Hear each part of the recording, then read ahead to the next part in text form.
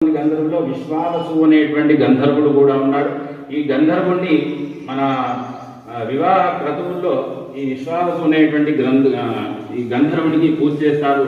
ఎందుకు అంటే ఆ యొక్క నూతన వధూవరుల మధ్య ప్రేమను చేకూర్చడానికి విశ్వావసు అనేటువంటి గంధర్వుణ్ణి పూజ చేయాలి అని చెప్పేసి మన కర్మశాస్త్రం చెబుతున్నది. కాబట్టి ఈ విశ్వావసు అనేటువంటి సంవత్సరం అందరి మధ్య కూడా ప్రేమతో నిండి ఉంటుంది. కాబట్టి అలాగే మనందరం కూడా ఉండాలని ఆ యొక్క జగజ్జనని దుర్గా భవాని అమ్మవారిని మనం ప్రార్థిస్తూ ఈ యొక్క పంచాంగ శ్రవణంలోకి ముందుకు వెళ్తాం.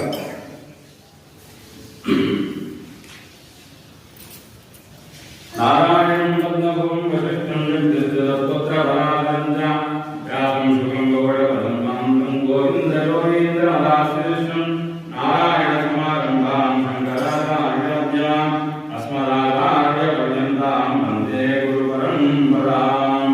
ఈ విశ్వాసనామ సంవత్సరానికి ఈ ఫలితాలని కూడా శ్లోకంలో చెప్పినారు.